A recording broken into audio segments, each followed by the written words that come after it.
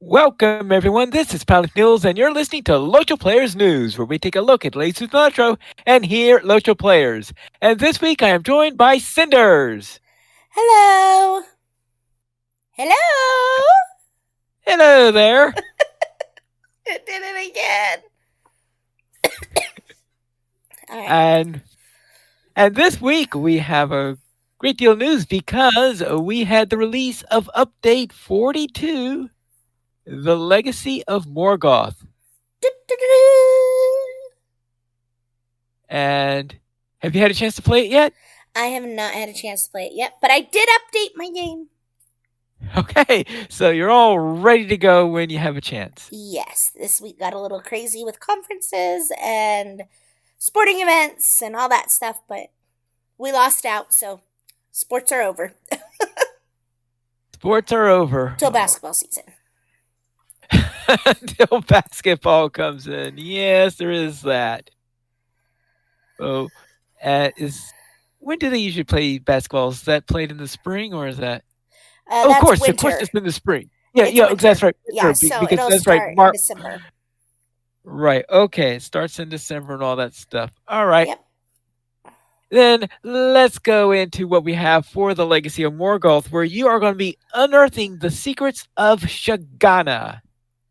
Venture into the untamed wilds of Near Harad, where ancient secrets lurk beneath the sun-scorched sands and treacherous marshlands. Feel the thrill of discovery as you race against time, deciphering cryptic maps and forging unlikely alliances. In this land of hidden perils and breathtaking vistas, your choice will shape the fate of Middle Earth. With courage as your compass, pursue cunning traders through scorching deserts, petrified forests, and wind carved canyons. Stand shoulder to shoulder with the fierce and enigmatic peoples of this land to prevent against the coming darkness more terrifying than Mordor's shadow. For in these mysterious lands awaits something that few have ever dreamed in the most terrible nightmares, the legacy of Morgoth. The Okay, Song of Ways. Yeah. I'm kind of excited. I didn't realize there were going to be petrified forests, and I'm kind of looking forward to it. Because I have gotten to see two petrified forests, one in Colorado and one here in Washington. So I'm excited to see how they created a petrified forest. All right. I guess we'll find out. And the Song of Waves and Wind continues. You speak with the Jite outside the meeting hall of the Darlaja in Umbar Baharbel to begin Chapter 10. This is a new on ramp to the story. Completion of the first 9 chapters is recommended, but not required. And I think there are 4 chapters in this particular expansion. Okay. I'll have to recount it, I guess, maybe next time I'm on to double check on that. And I suppose that there will be more in the future. Probably. Yes. Discover the striking lands of Near Harad. This is a challenge level 150 region with 4 new zones packed with new quests, deeds, missions, and delvings for you to explore. And experience more than 350 unique quests. Additionally, a new raid will debut at a later date that is associated with this content and included in your purchase. Excellent. And then they have each of the 4 regions. Ambarul, bordering Umbar along the ruins of Telperian's wall, Ambarul is one of the most fruitful lands in the region. Through it flows the Ikorban River, bringing water and enriching the soil, while also providing another rich food source, fish and shellfish from the river's brackish waters. So, because of this natural abundance, the people of Amrabul have been crushed under the thumb of one kingdom after another as far back as they can remember. Until now. The Ambrul have thrown off the shackles of the great southern empire of Ordach and continue to fight to regain control of their native land. And then we have Kudzagin, an arid and barren land south of Ambarul, still fights for its freedom from the Ordakai. Though it is still technically within the realm of the Empire of Ordak. Following the War of the Ring, the Ordakai struggle to control the region, rife with ruffians, outlaws, and rebels. Since the fall of Sauron, many Kuti claim to have heard a mysterious voice in the desert winds. The spectral voice, chilling and filled with despair, that can be heard whispering indistinct words in the deep deserts late at night. Then we have Imhular. Imhular is a rugged, once beautiful land now struck with twin catastrophes of war and plague. Imhular is the site of the ruined citadel of Kur Anzar, which long ago was the heart of the kingdom of Hamad. Kur Anzar is under the Barkhushim control, but the would-be queen of renewed Hamad, Miz Mizadi Sharai Ingari, I'm sure she was going to complain about me butchering her name, has begun to threaten their rule. Elsewhere, elves of the oasis seek to turn back the Lagdavrit, the pale blight, which has ossified much of the woods of Emular, turning the trees bone white and killing or afflicting many of the plants and animals within. So it looks like these were not petrified through the normal way, but through some horrific blight that came out. I know what else is new in Middle Earth. Well, yeah. Anyhow, I was just thinking, and I did look it up, so I actually can quote this correctly. So part of the reason this sticks so well in my head, this idea of the petrified forest, and why I'm so curious. Um, so Jim Bridger visited Yellowstone, right? And they had a petrified forest, and he described it as petrified birds singing petrified songs in the petrified forest. Um, and, and so every time I hear people talking about petrified wood or petrified forest like that, that just stuck in my head. And so you'll probably be hearing that a few times as we're doing our questing through there. Oh, look, it's a petrified tree. I wonder if there's a petrified bird. Uh, and Wouldn't you need a gorgon or something like that in the area for you to have petrified birds? I don't know. It looks like it kills or afflicts many of the plants and animals within it, so it could be turning them bone white and ossifying them as well. Ooh, you got a good point there. Yes, We won't know till we get there. we won't know till we get there. And if I find one, I'm going to probably do a little happy dance. Just because that would be so funny. Especially if they had a and way to make it like song, like make the notes ossified sitting in the air next to it. That'd be funny. how do you ossify a song? I don't know. You're going to have to come up with some means of doing it, I guess. I will work on that this week. You'll work on that this week. I mean, I guess technically carving it into stone would ossify it. Or could ossify it. Well, I suppose that could be a possibility. And finally, we have Ureshdar across the Ukaban River from the wooded hills of Imhlar. The terrain grows more forbidding and wild.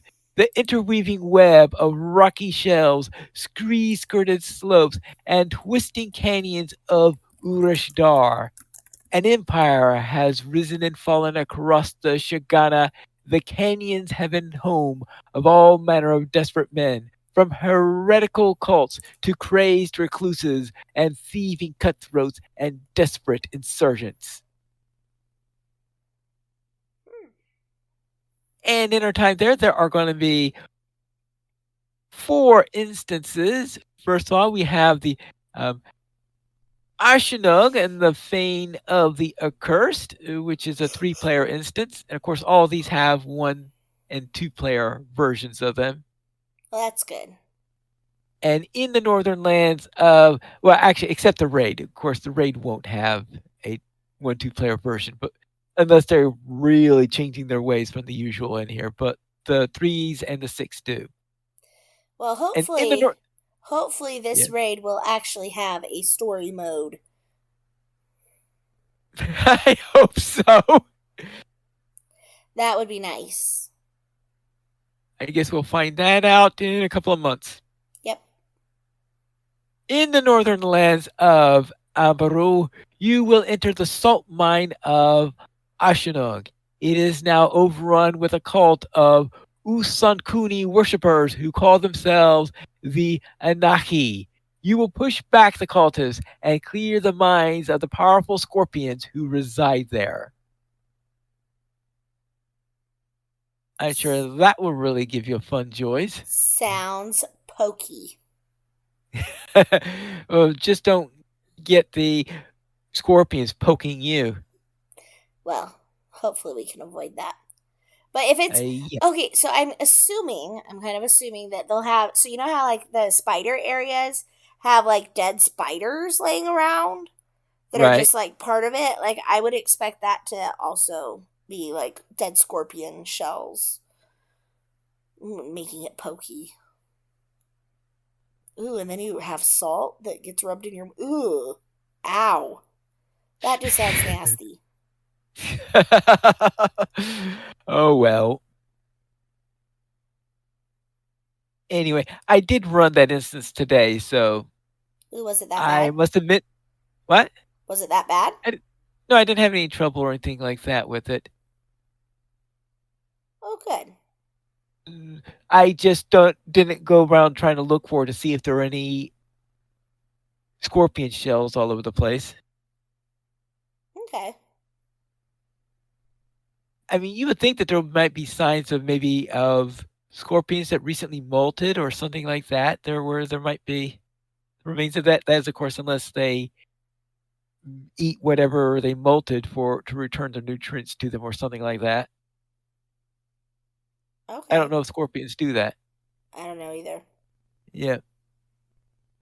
Anyway, then we have Nirgambar, the Restless Tomb, which is a six-player instance. So, as I said, it will have a one-two player mode. In a sheltered valley in the north of Kudzagin stands ancient crumbling ziggurat tombs of pale stone, collectively known as Nirgambar.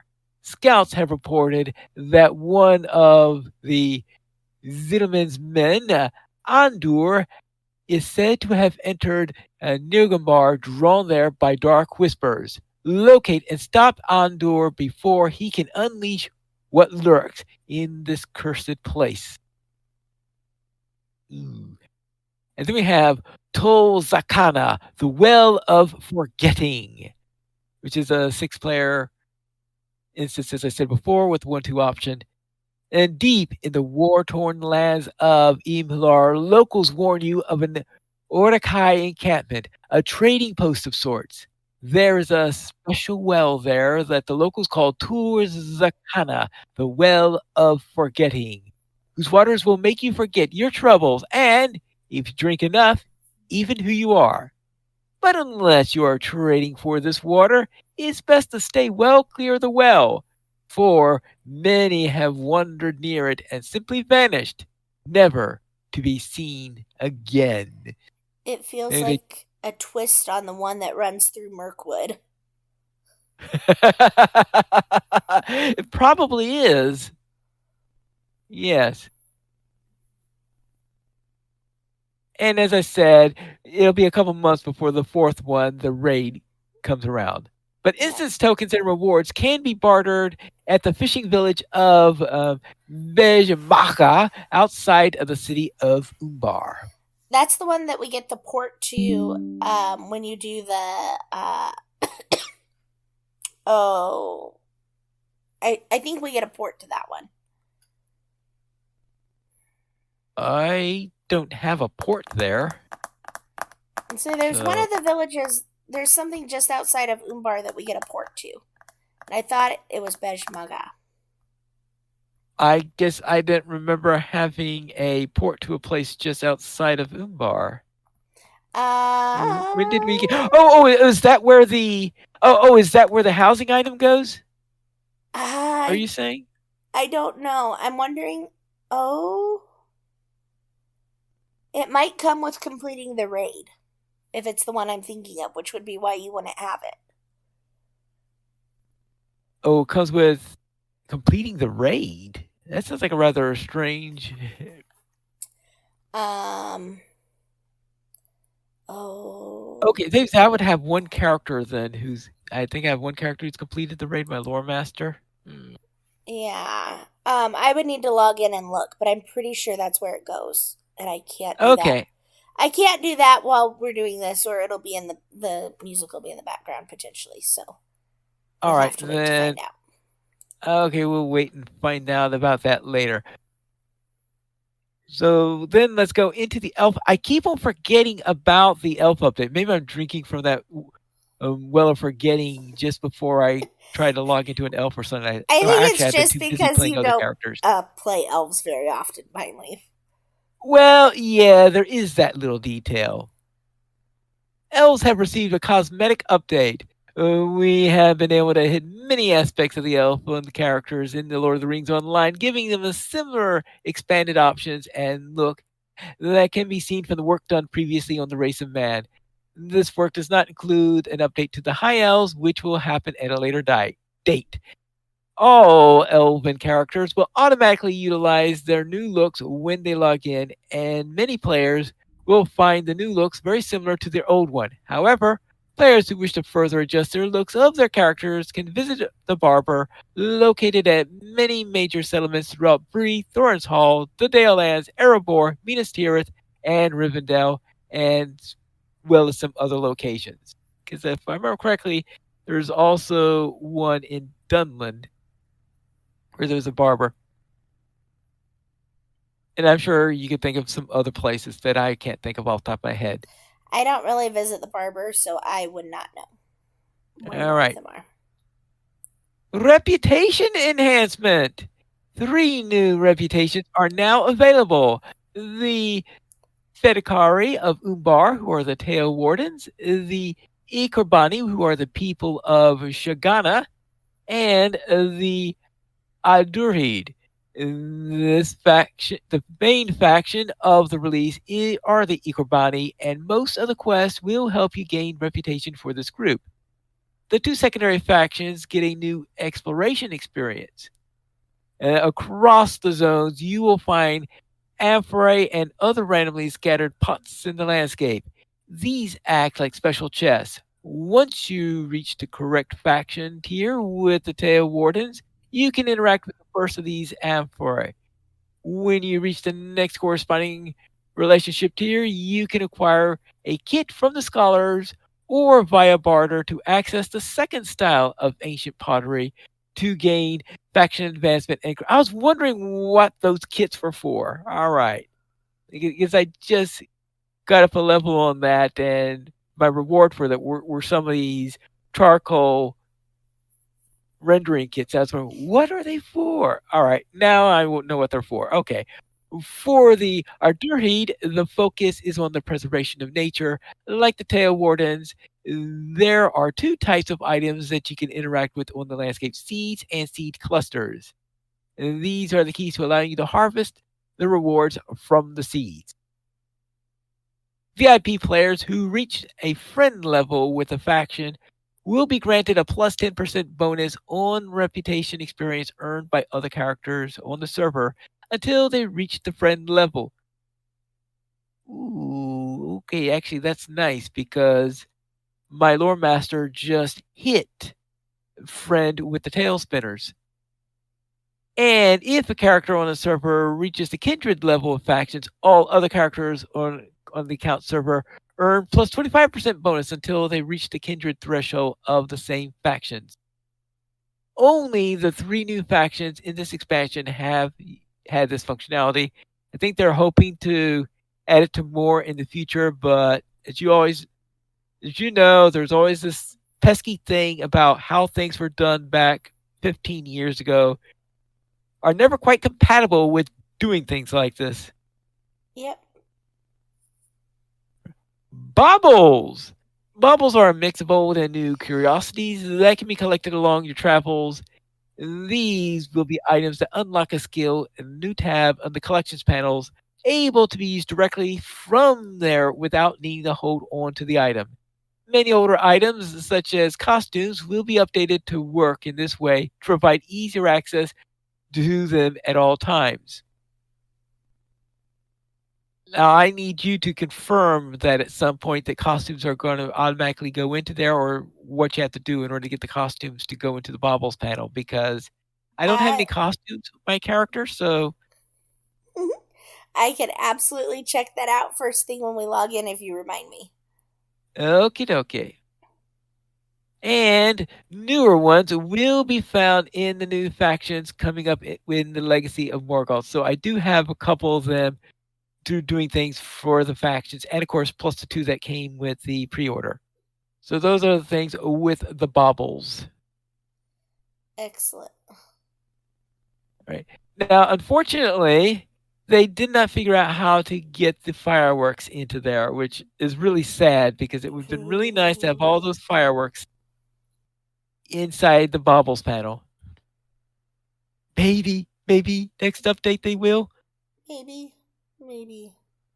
Yeah. The next legendary item reward track launches on November 14th. Season 12 of the legendary items reward is to launch on the 14th at 10 a.m. Eastern Time. So I was thinking that they were going to need to do an update next week in order to get that active. But if they put that into the patch notes, it means that they've already put the stuff into there. Hmm. I suspect that there are going to be some baubles inside of the reward track bonuses. I guess we're going to find out. Yeah, I would expect so. And we have some updates to classes and skills. Not too many of them. For the Brawler Rush trait, Tier 2 should now properly increase out of combat movement to 15%. I have no idea what it was before that. For the No idea. champion, punishing strikes bleed damage has been reduced by 10%.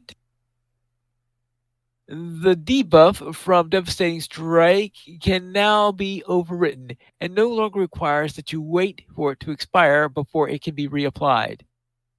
And Unbreakable's tiered buff will now reapply at the highest tier if you're hit while at the highest tier of the buff. For the Hunter based damage has been increased by 5%. I think the hunters were complaining, well, why didn't you do it by more than 5%? Hey, I'm just gonna say, as a guardian with crap DPS, just say thank you for an increase. Quit your whining. Yeah. For the Lore Master has the most changes of any class. If combat ends while consuming a lightning charge, you should no longer lose your remaining lightning charges. That's Reduce helpful. yeah. Reduce the ring of fire damage by 10%. I can hear some screams on that one. Ring of Fire now has an innate 10% resistance penetration in PvP and 30% in PvE, since it does not benefit from players' finesse. Damage over time from Burning Embers has been reduced slightly. Reduce Searing Embers damage by 10%, reduced Burning Embers second tier damage by 5%, and Smoldering Embers damage is unchanged. Pet command skills can now correctly be used on monster players. I suspect that the monster players aren't too happy about that. Pets now have an innate threat modifier that matches non-tank player specifications. Pet commands are now only usable when you have an active companion summoned. This is intended to prevent you from wasting these skills if your pet is not present. Well, yeah, I guess that makes sense. Yeah. Staff Strike's bonus damage applied when it consumes a flank now correctly benefits from single target rather than area of effect damage bonuses. And that's good because I think I mostly have single target bonuses. For the Mariner, the Sail to skill that returns you to the fishing village of Bejmak. Okay, so I also so that got me Obviously. looking. That got me looking. Yes, there is a return to Beshmaga skill. Okay. Should now correct. Okay, so there is a return to for Bejmak. Mm-hmm. Okay, I just had to And figure out. All right, you what get did it I miss on that one? you get it from the Mokta Corbo quartermaster. So I probably haven't talked to the Corvo quartermaster because I yeah. probably only finished the raid once. Yep. Anyhow, so you talk to the quartermaster and it takes 50 Umbari Tam to get it. Oh, it only costs Tam there. All right, Yeah. then as So I said before, I think only my lore master can get it. yeah, um so it looks like if you can get to Makta Corbo's quartermaster there in Bejmaga, you can get return to muster, guide, or sail to. Return to is 50, the muster is 15, the guide is 15, and the sail to is 15.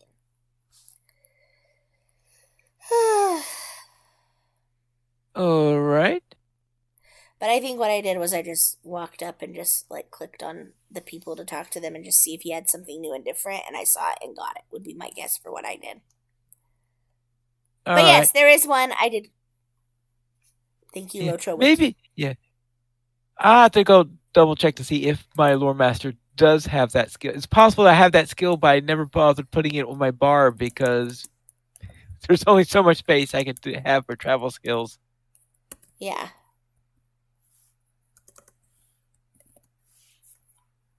Right. And oh yes. Okay, that's right. The sail to skill fourth fishing village of Babaja should now correctly bring fellows along with you when used.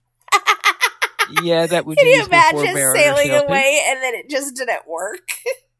You're like, let's all go. Yeah. Sorry. All right. That would be Yes. really funny the first couple times that happened.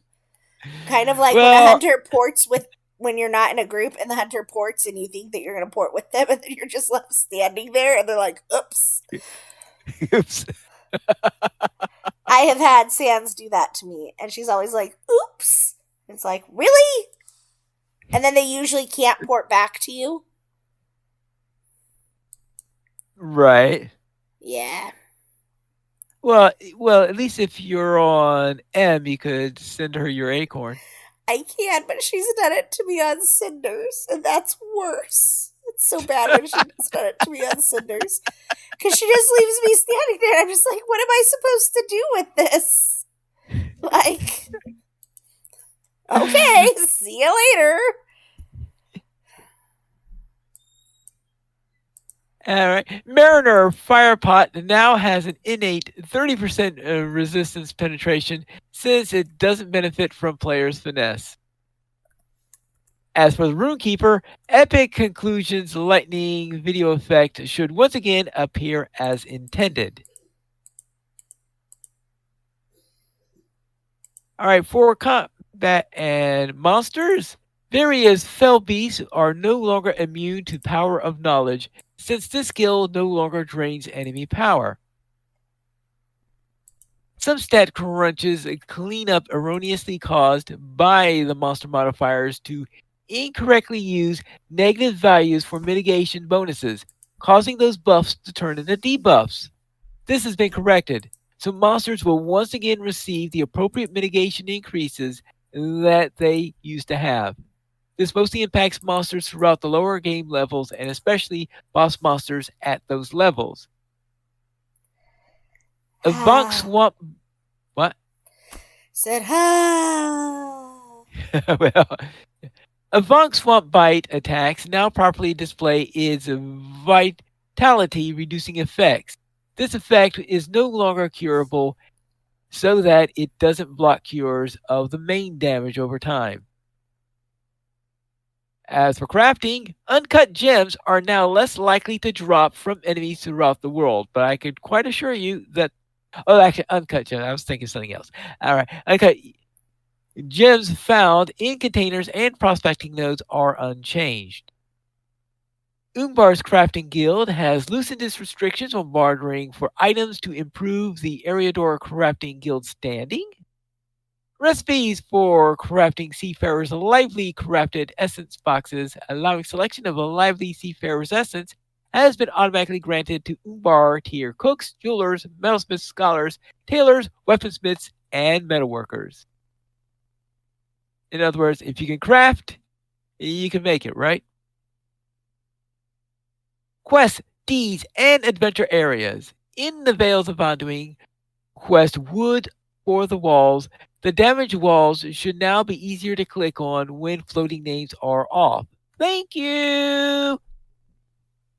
The corpse that bestows the Breland quest, the failed delivery will no longer be selectable after the quest is completed. The Dol Guldur hard mode quest, Let Them Hunger and One Fell Swoop, will now only be bestowed to characters that can complete them. That's nice. I am just trying to think, okay, that can complete them as opposed to what? Apparently, ones that can't. I am just trying to figure out, oh, I don't know what the requirements are for completing them, so I guess. Yeah, I'm wondering if it's like if there's a prerequisite quest you should be able to do before you can pick it up. Gee, I suppose that's always a possibility. The Evendim quest, a friend to the kings of old, now states clearly that to advance the objective, you must complete two other quests. It also shows the locations of the bestowers of these quests on the map. All right, that's useful. Though sometimes it it drives me nuts when you have those quest givers on that quest because that means there are always going to be having pointers to those quest givers, and the only way not to have it is either set focus on one of the other quests or to turn off that wrapper quest after you have the first two quests, so you're no longer being pointed back to the quest givers, at least until you finish the requirements of the two subquests. Yeah. The Udun quest, The Lonely Lookout, has been revised to correct several issues. There are now quest guides to help locate the objectives, and some text has been changed for clarity. Please note, Hallelujah! Sorry, I hate that quest because it has been so stinking difficult. I'm trying to remember what is the Lonely Lookout. Which quest is that?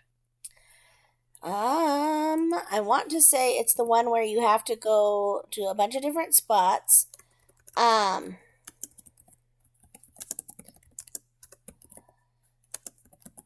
I'm gonna make sure I don't give you guys incorrect information.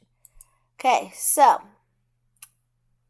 the Lonely Lookout is the one where you talk to the person and you go, "You wish to know where Captain Lacuer is gone? That I can say, and better than you might imagine. He set off east, you see, after Oh, leaving us here and was gone for some time.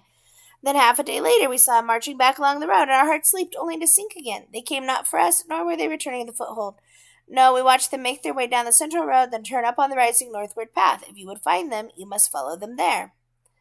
Um, right. Okay, yeah, I do remember that it is rather confusing on exactly where you go in that yeah, and particular quest. basically you just keep going and you keep going and you keep going and then you keep putting up the banners.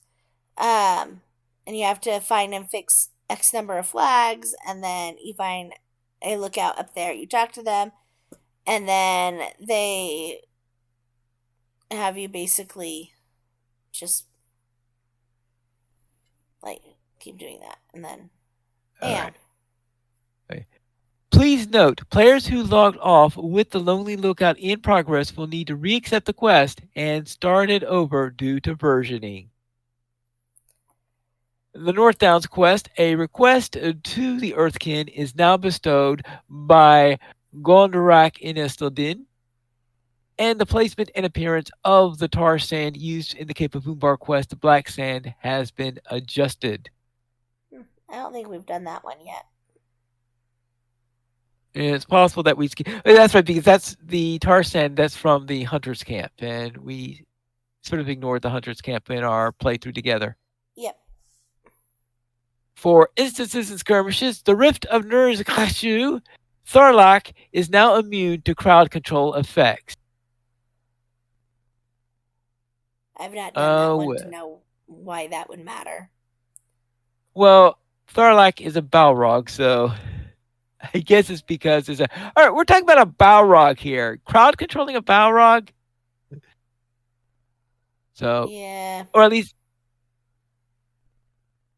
anyway, I would presume that's the reasoning on that particular one. We're talking about one of the most powerful creatures of all and all of that stuff, yes.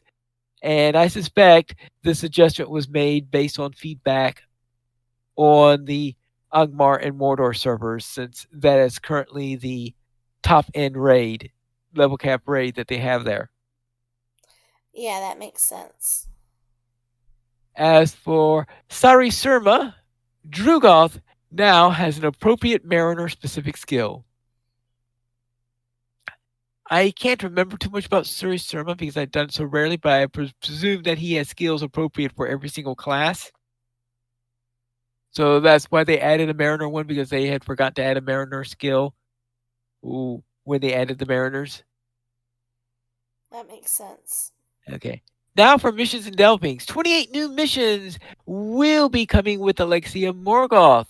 Visit mission givers in Iridir, in Ambril, in Umak, in Imhilar, and Ubnishir in Urashtar for new missions. Most new missions are compatible with delvings.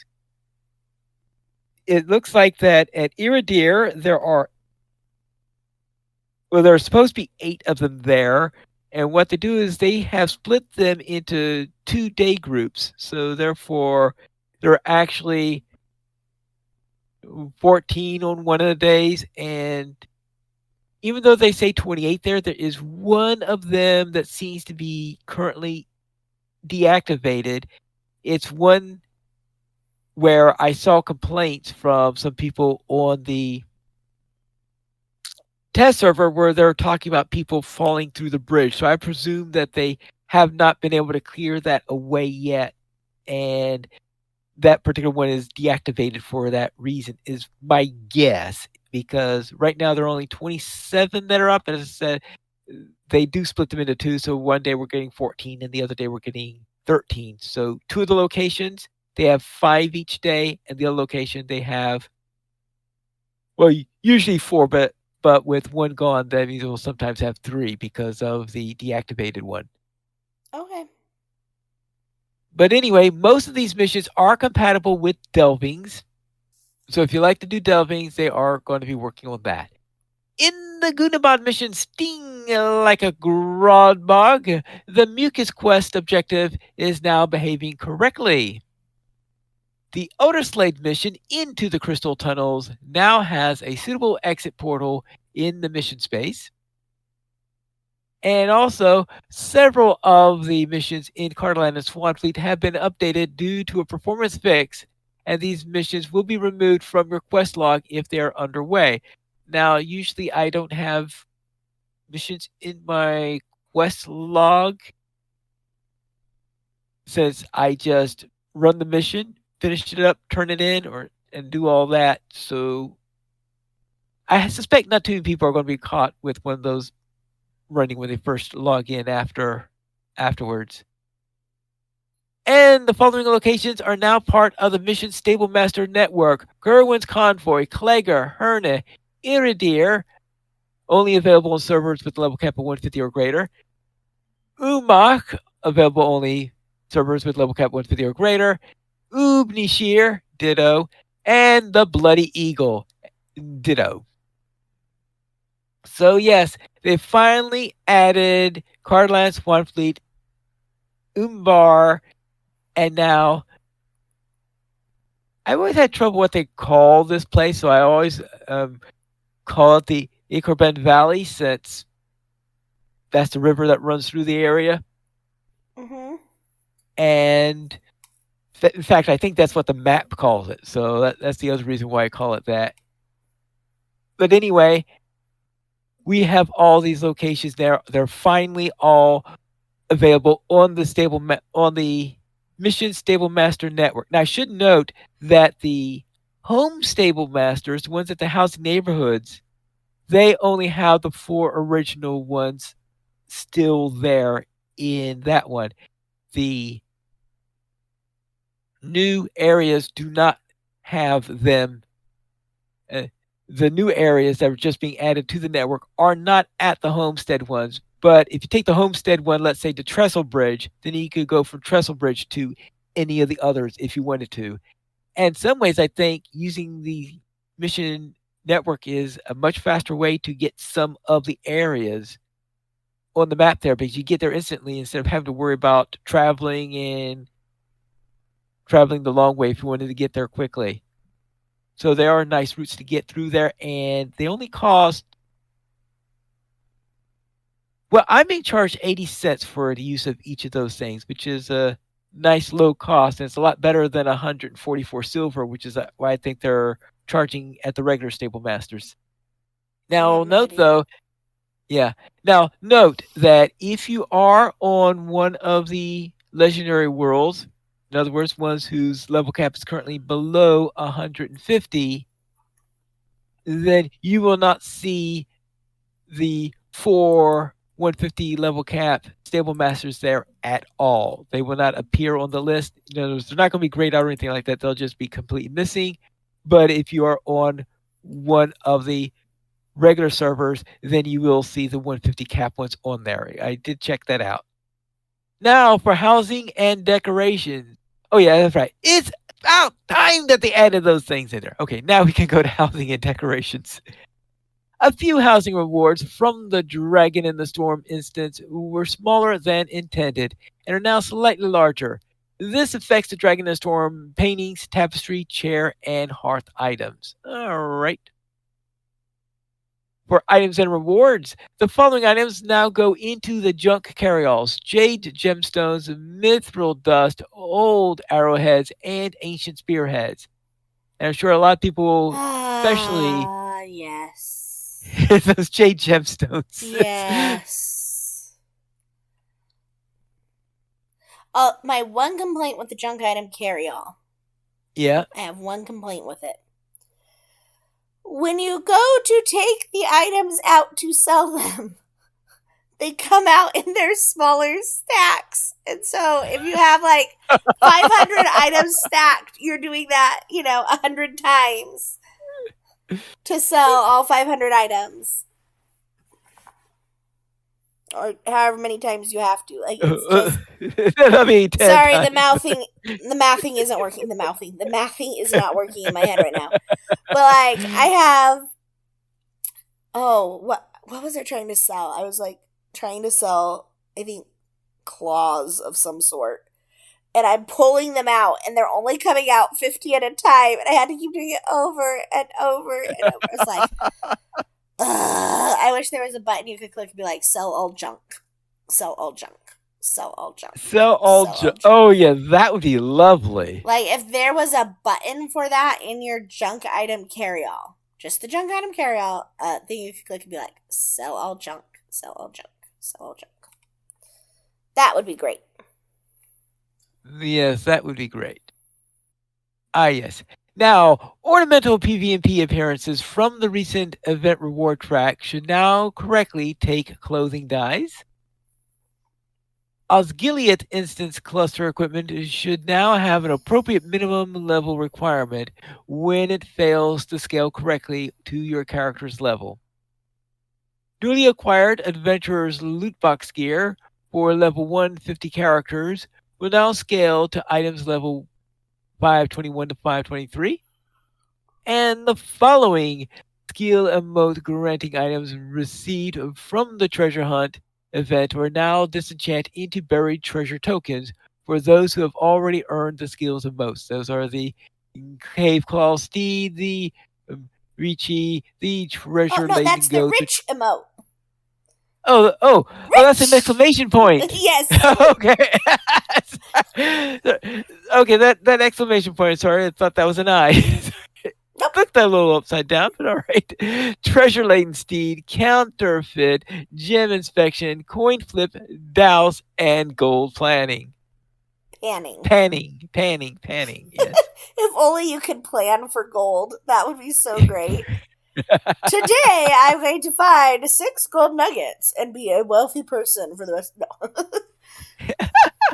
Well, we will save the PvP items for next week because that's a nice long list, and And that'll give us I a chance to maybe take a peek at it. right. Not Pine Leaf. I can take a look. I will take a peek at it, and maybe Krister will take a peek at it, and we will report in on some of it. Um, Right. For the landscape, texture issues in Umbar have been resolved, as well as some Z fighting issues in Umbar as well as some floating assets issues there. Miscellaneous decor placement issues have also been resolved, and miscellaneous stuck spots have been resolved. For localization, German voiceover lines for the Blackroot Vale, Gondor Renewed, and Umbar are now playing correctly in German. I kind of wish I knew what they were saying before. Yeah.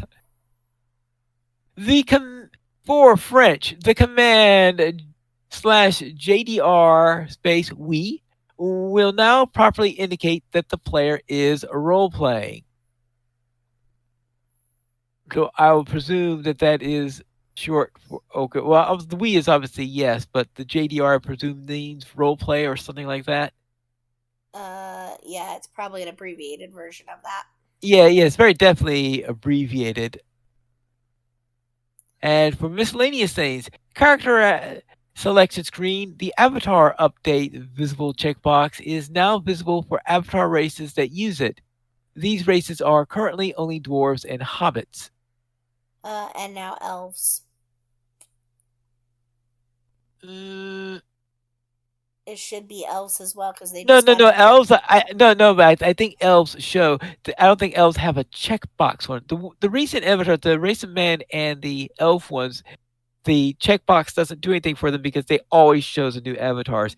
It's that with the Okay. hobbits, they had complaints and that they wanted to see the old ones. Some people wanted to see the old ones still. So See, I think that checkbox was intended for them.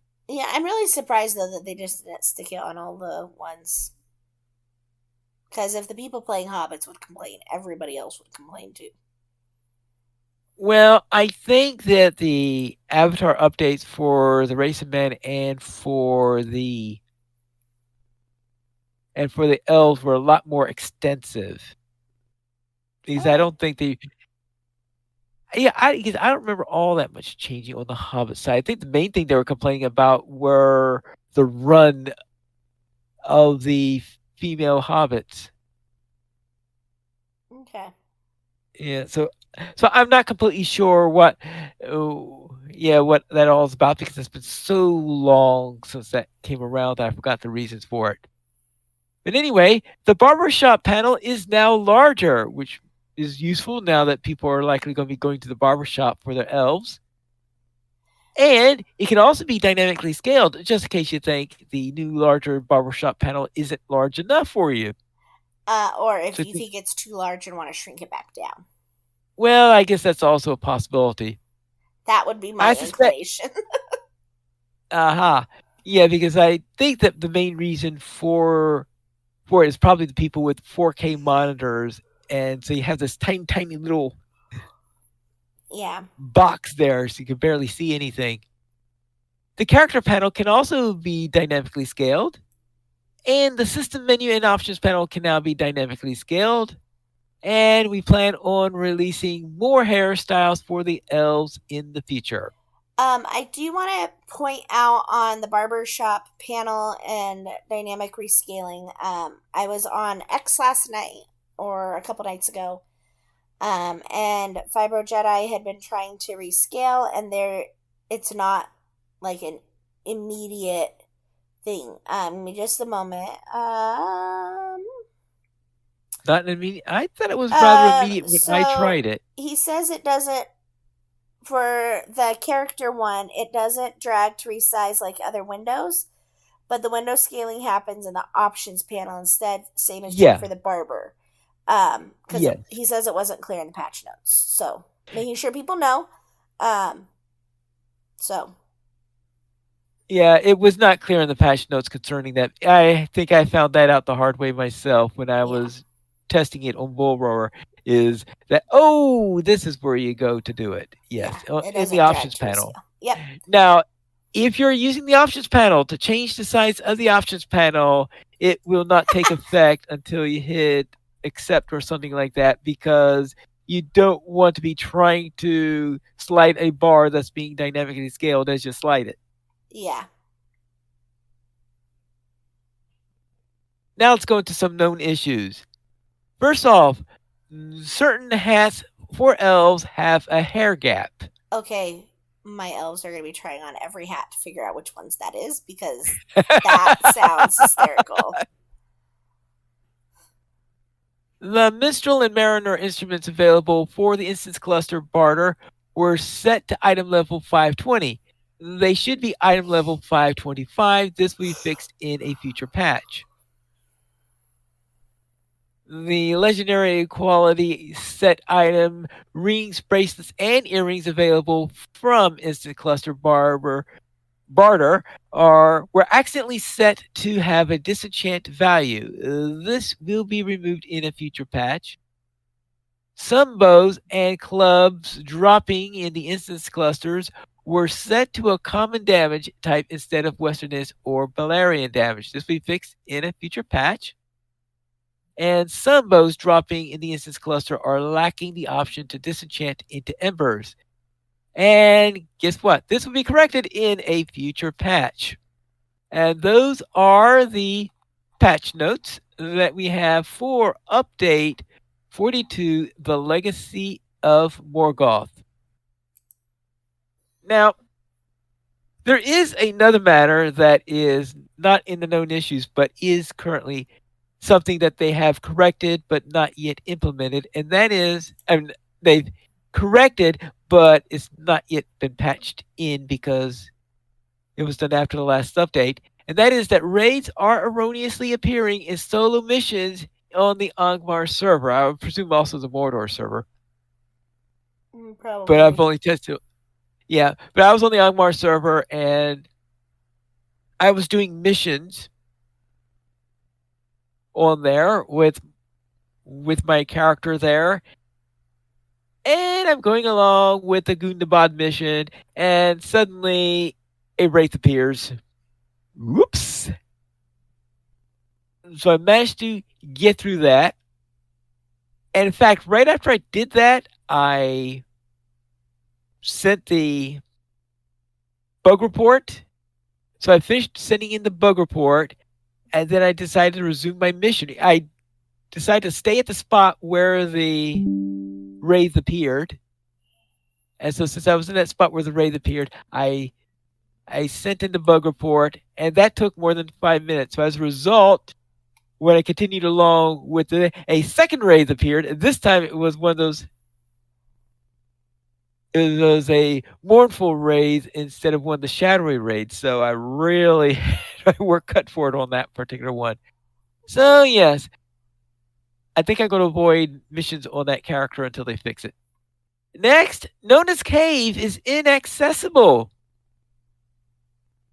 Yeah, they had a little problem with Nona's Cave where apparently something happened in update 42 that caused it to be annexed. Now it looks like that there is currently no workaround on getting out of it, that you'll just have to port out or something like that. So I have a character who is in Nona's Cave currently, I think. Oh no, actually I think I went somewhere else because I took up a quest to do the quest for Nona's Cave, and where Gleowina sends you out in order to return the beer tour in order to do favors for everybody. So I believe I then poured it out in order to do something else mm, between episodes of what I'm doing with that character. So I'm not currently in Nona's cave, and since I could just go to the main hub in Wildermore, and from there go to the Stable Master in Beer Tour and do the quest in there. I thought everything's fine. Then, of course, then I could just get to Nona's cave afterwards, which they said that they added a temporary port in there to port you into Nona's cave so that you can get in there. I guess I'll have to find that out if I continue that storyline before they fix it. I was hoping to check on that today, but this is something that I'm recording, and I don't like recording in the rain. Of course, it happened to be raining when I logged into that character. Anyway, they said that it is going to be in the bug fixes for 42.1. Now, when does 42.1 come out? Well, originally I was thinking it's going to come out next week because, well, don't they need that for the next round of the legendary item season? But if it was in the patch notes update 42, maybe it's already all done. So we can only hope that they do have a chance to do it. But it is a holiday tomorrow, or as I record this, it's going to be. So we have a Monday holiday this week, which shortens the week for the people at Standing Stone Games. So I don't know if they're going to have time in order to do this patch or not. I guess we're going to find out when the downtime is going to be this week and whether they have update 42.1 in there to take care of some of these little things that are in here. Always the joy of the first week after a major patch where you find all these little fun things. And that's it for our news. So it is time for us to go into our store sales. Cinders, what's on sale this week? On sale this week, there is the Sublime Patrons Coffer. It is back at a 20% discount until November 17th. And then you can create your own sale and determine your discount. So /15 for 15% off one item, up to 5 per account, /20 for 20% off one item, 3 per account, /30 for 30% off one item, 1 per account. Discounts are applied to the redeeming character, and you can use the coupon before logging off or switching characters through November 14th. You can also forge your own ring for 25% off. Crafting Guild access, ingredient packs, crafting accelerators, rapid craft, crafting tiers, recipe books, also through November 14th. And then the weekly coupon for a free universal solvent. You might write this down somewhere because it's long. He stood before the stone with no spaces. HESTOODBEFORETHESTONE. Also through November 14th. Whee! Good thing we didn't have to write the coupon code into stone. Right. Chipping away all day. Chipping away. Well, I thought you'd use a universal solvent in order to. That would be hard to control. Yeah, that's sort of the tricky thing. Is like, well, if it was a universal, it's a good thing that there's. It's a good thing that there is no literal universal solvent because what do you contain a universal solvent into?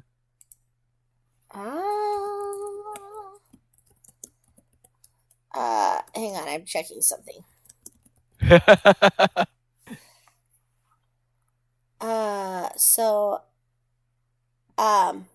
Actually.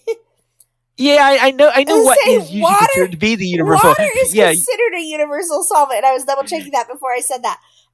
Yeah, it is dissolves, considered the universal solvent. It dissolves more items than anything else, but also can be contained by something that is solid and non-porous. So it also helps with non-porous is very. It's really needed. But water can wear away stone, so it does over time. Usually, though, I think to wear away stone, it has to be because water has a way of picking up a acidic minerals and dissolving them in there, and I think that's part of what it does. And of course, loose stone, I guess, could also And movement work on it. too. Yeah, what? Yeah, water. Yeah, water. I think is able to dissolve just about anything with a polar molecule in it, Uh, or something like that. So you have to use things that are non-polar in order to contain water. and that's your mini science lesson. I'm sure a chemist could give you a much better explanation of that. As a disclaimer, neither of us are chemists. Yeah, neither of us is a chemist. Yeah, but yes, water is considered to be the closest thing we have to a universal solvent. Yes, and Yeah. most other solvents contain water anyway. Yep. Like in Right. virtually every acid is some something some salt dissolved inside of water. Right. And then with that done, let's head into our week in gaming. What have you been up to? Not a lot, courtesy of the events of the week, but I did boost Cinderina up to 150. I decided to use one of my level up packages on her. Sorted out her bags, and I updated LOTRO this week. And then I downloaded Cascadia, but I have not had a chance to play it yet. And then this afternoon, this morning while I was at church, my sister downloaded Small Lands on my computer for me, so that I would be able to play with her and my son this afternoon. And we played that for a little bit, and it's interesting. I think would be a good way to put it. I'm not sure how I feel about it. I like the graphics better than Valheim. But I think it's going to end up being a game that I will not play on my own unless I play it in peaceful mode. So, um, Okay. we'll see Oh, how it ends up okay. progressing. I'm just wondering because if you were going down into there, and I could just imagine how Sans would feel if she encountered a spider in Smallland. So there's two types of spiders, and apparently the jumping spiders are friendly, and you Okay. they like yeah. And so my son, as I was getting ready to come in here to do this, he was playing with her, and he goes, "Aunt Sans, that log has the jumping spiders. They're friendly, but I don't want you to get a jump scare." And she was like, "Thank you for telling me." She goes, "I don't know how I feel about this." Yeah. I'm So, just thinking though, is like never. I'm just thinking, do you really want to call her Aunt Sans in front of spiders because they mistake her for an ant? right? Okay.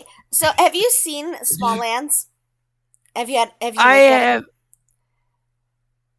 I downloaded a while back ago, but I completely forgot to ever play it. Well, if you ever decide you want to play it, we have it. But Right. what the premise is that you're this tiny little, I guess. If you've ever seen Fern Gully, you're like the size of the fairies, so all the bugs Right. and stuff are your size. You can ride the grasshoppers, things like that. Um, and the part that I don't like is like wasps and the carpenter ants that are as big as you are, like they attack you out of nowhere. So, I'm not. That's why I'm not sure how I'm feeling. Yeah. Yeah. Which is why Uh, I was worried about spiders for Sans.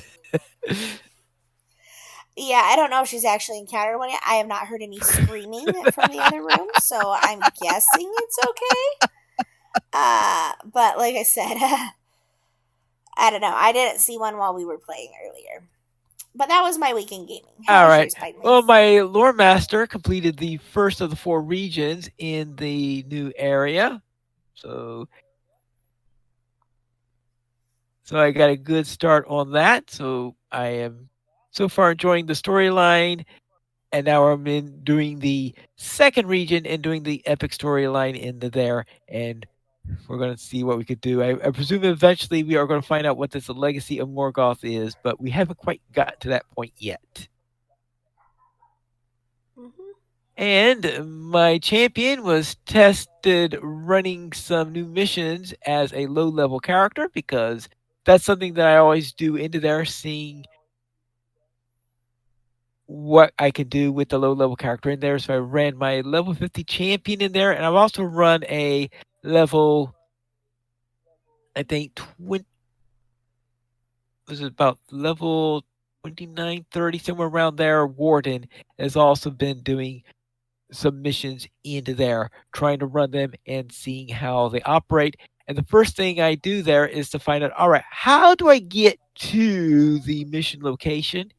It was a great deal of trouble when Umbar came out. They released their missions and getting my characters to the Bloody Eagle Inn, because it was a real challenge before they started adding all those extra ways to get there, because originally it was really tough getting there. I don't know if you remember that trouble that we had. I Yeah. do. Now at this new area, what they do is they added them to the stable master route. So all I have to do is, since my warden has the port to the Hall of Verzazal, I just take the stable master there, the mission recruiter there, and it could take me to all three of the locations at the new area. So absolutely no trouble getting from one place to the other. It's very easy on the transportation side now. So that's good. And so I've ran several of those missions without any trouble. Now, one thing to note is that the mission sites and the new areas, they are all outdoor mission sites. So that means I don't recommend going a long, far distance away from the mission givers if you're a very low level. I don't know how far you have to be from the mission givers in order to be maybe too close to regular mobs for them to see you. Ob- Obviously, the area is not set up so that the mobs are super sensitive, because in one locations, I think I'm close enough to where the mobs would be that if they were as sensitive as the one in the Dale Lands, I would have seen a deer come in and smash my face. Because I remember what happened to the girls in Dale one time with the moose. What? Yes. It will come from far away to Right. attack you. So my guess is that the mobs in the area are not set to be that sensitive, even though there could be as much as 130 level difference between you and any mobs that are out there. Yeah, I would guess though if you get very far from those mission folks, it might come Yeah. directly for you Well, too. I'm not in a mood to test that at the moment. But so I haven't. I just, Oh, yeah, Pine what? Leaf. Where's your sense of adventure? Right. He's like, I don't have one for this. It's gone. All right. My Angmar Warden ran some missions and completed the deed to finish all of the Gundabad missions. Yay. This became tougher because I ran the last set of missions after the update, and that was the character that ran into those raids because they kept on appearing on the last day of missions. But I'm doing it. I wanted to finish those missions, finally get them out of the way, and I didn't want to wait 6 days for them to do an update or something like that, because you miss a set of missions in Gundabad, you're going to be waiting another 6 days before you're going to have another chance to do them. And that is it for my weekend gaming. If you would like to send us any feedback, you can send it to podcast at loachplayers.com. The Players Alliance has two shows on Saturdays at 8:30 p.m. Eastern Time. We record Loach Players News. Well, this week we are a day late, but that's another story. And we record DDO Players News when Drac is available. You can join for our shows at loachplayers.com/live. And that is all for tonight then. This is Poundfields reminding you to skirmish responsibly.